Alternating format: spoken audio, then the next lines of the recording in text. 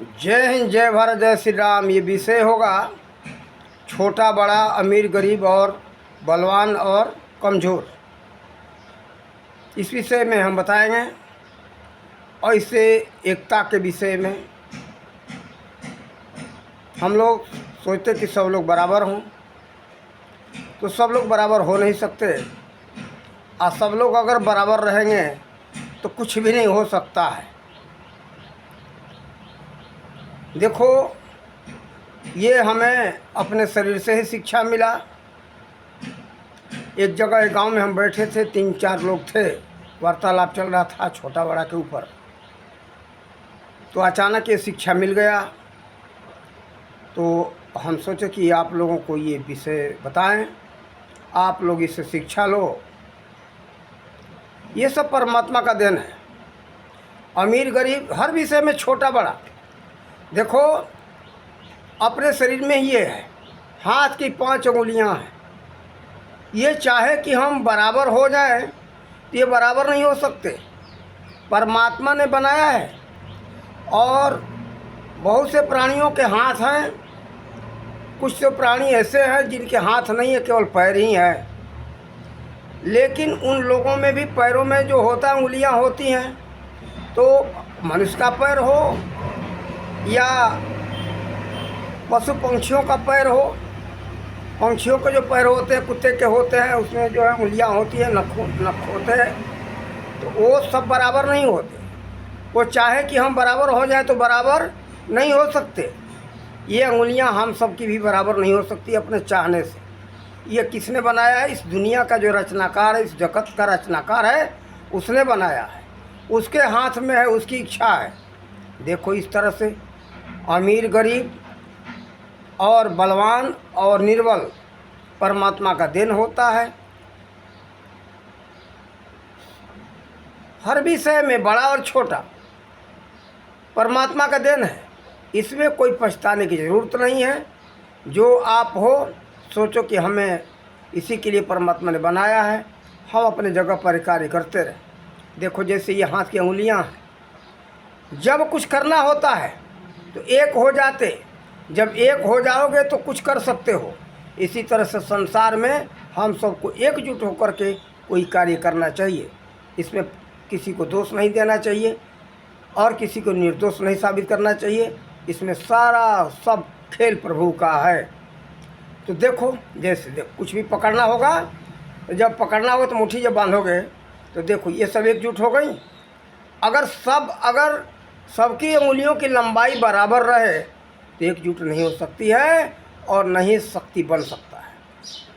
देखो, मुट्ठी बांधने पर सभी अंगूठे एक बराबर हो जाते हैं। इसमें कोई बड़ा छोटा नहीं होता। तो देखो, जब दोनों हाथ की मुट्ठी जब बांधते हो, एक मुट्ठी बांधोगे तो कुछ कर सकते हो, और दोनों हाथ की मुट्ठी बांध लिए तो उससे बहुत कुछ कर सकते हो। तो इसलिए इस जगत में बड़ा और छोटा होना जरूरी है। दानी और न दान करने वाला, कंजूस, सब तरह के लोग हैं, वो भी होना जरूरी है। इस संसार में निर्बल और बलवान होना जरूरी है, अमीर और गरीब होना जरूरी है। आज एक वजह से उदाहरण, जैसे आज कुछ समय से बहुत पुराने नहीं है, धीरू भाई अंबानी बहुत बड़े धनवान, लेकिन सबका सोच है कि मैं भी वही बन जाऊँ, धीरू भाई अंबानी। उनकी कंपनियां हैं, जो फैक्ट्रियां हैं, अगर गरीब नहीं रहेंगे, मजदूर नहीं रहेंगे तो चलाएगा, संचालन करेगा कौन? उसका विकास होगा कैसे? बहुत बड़ी फैक्ट्री, पैसा है तो बना लिया, ठीक है, लेकिन उसको संचालन करने वाला तो होना चाहिए। नहीं रहेगा तो कुछ भी नहीं हो सकता, सब बर्बाद हो जाएगा। इसलिए परमात्मा ने सब कुछ, अमीर गरीब, निर्बल और बलवान, बड़ा छोटा, किसी भी तरह का हो, प्रभु का देन है। इसमें हम सबको कोई पछताने की ज़रूरत नहीं है, सोचने की ज़रूरत नहीं है। और हम सब बराबर होने के होड़ न लगाएं कि हम बराबर हो जाएं। बराबर हो नहीं सकता कोई। जिसका जितना कद है उतना ही रहेगा। ये विचार करो, ये उंगलियां अगर आपस में होड़ लगाएं कि ये मध्यमा जो उंगली है इसके बराबर सब हो जाए तो क्या हो सकते? नहीं हो सकते। कारण कि परमात्मा ने ये सब बनाया ही नहीं। आइए, अगर नहीं रहेंगे बड़े छोटे तो कुछ भी नहीं हो सकता, यह हाथ कुछ नहीं कार्य कर सकता है। तो देखो, इसलिए ये सबसे शिक्षा लेना चाहिए। और सुरक्षा के दृष्टिकोण से आप ये आँखों से शिक्षा लो। आँख के ऊपर जो चोट लगना होता है ना, तो तुरंत पलक झपक जाती। पलक ये नहीं कि चोट लग गए तो बाद में झपके, जैसे पता चला तुरंत आँख झपक जाएगी। आँख का रक्षा करने वाला रक्षक है। इस तरह से आप अपने देश के लिए, अपने समाज के लिए, अपने घर परिवार के लिए तत्पर रहो, तैयार रहो, तब आप रक्षा कर सकते हो। इस आँख से शिक्षा ये मिला। तो देखो, हम सब के शरीर में ही बहुत कुछ भरा होगा, जो कि हमको दो का तो पता चला, शिक्षा मिला हाथ से और आँख से। देखो, ये सब हर जगह जगह शिक्षा भरा हुआ है, लेकिन कब शिक्षा मिल जाए वो भी परमात्मा के हाथ में है, अपने हाथ में कुछ नहीं है। तो देखो, इस तरह से शिक्षा लेना चाहिए। तत्पर रहो, तैयार रहो, आँख के पलक के जैसे आँख का रक्षा करने के लिए। ये नहीं कि चोट लग जाए तो झपके पलक, नहीं, तुरंत देखा तुरंत झपक गए। तत्पर हो, तैयार है, वो पलक, आँख का आपका पलक तैयार है, तुरंत झपक जाता है, आँख को बंद कर देता है, आँख का सुरक्षा करता है चोट लगने से, कुछ पड़ने से। अचानक पड़ जाए वो बात अलग है, पड़ जाता है आँख, लेकिन कुछ छोटा है तो, लेकिन छोटा पड़ता है, बड़ा कुछ आपके आँख को नहीं बिगाड़ सकता। इस तरह से छोटा कुछ हो जाए तो उसे कुछ बिगड़ने वाला नहीं है। कोई कीड़े मकोड़े पड़ गए तो आँख आपकी, हमारी आँख फूटती नहीं, आँख खराब नहीं होता, आँख बच जाता है। अब बड़ा से ये तुरंत तत्पर तैयार आता है, बड़ा चोट, बड़े कीड़े मकोड़े आँख में नहीं पड़ सकते। इसलिए आप अपने घर परिवार के लिए, अपने समाज के लिए, अपने लिए, अपने देश के लिए सदा आँख के पलक जैसे तत्पर तैयार हो, तब सुरक्षा कर सकते हो। ये नहीं कि हो जाए तो हम करेंगे, नहीं, पहले तैयार रहो। आँख के पलक से ये शिक्षा मिल रहा है, हाथ से ये शिक्षा मिला, एकता के संबंध में छोटा बड़ा होना जरूरी है। इसमें हम सबको, जिसको जो परमात्मा ने जैसा बनाया है वो वैसा ही रहेगा। कोई होड़ करने से बराबर नहीं हो सकता। जैसे हाथ की अंगुलियां होड़ लगाए चाहे जितना भी प्रयास कर ले, बराबर नहीं हो सकती। बराबर हो जाए तो कुछ कार्य नहीं होगा। तो देखो, आप सब ये महत्वपूर्ण शिक्षा हमें मिला, जो आप लोगों को हमने इस वीडियो के माध्यम से बताया। आप लोग इस शिक्षा को लेकर के सदा संतोष रखो, परमात्मा का नाम लेकर के अपने अपने कार्य क्षेत्र में चलते रहो।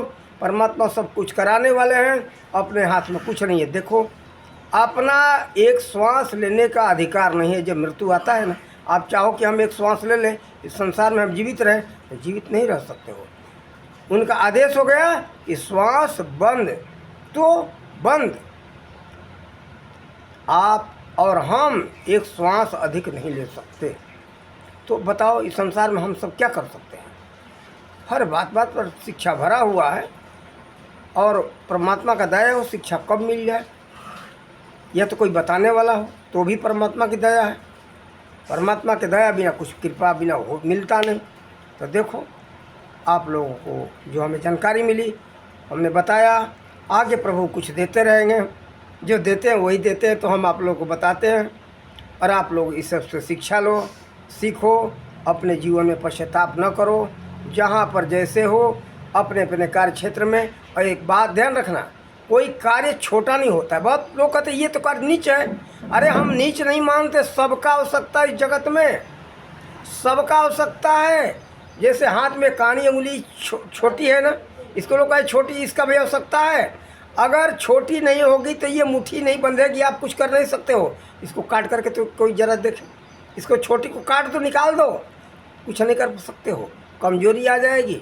इसलिए बड़े की भी आवश्यकता है, छोटे की भी आवश्यकता है।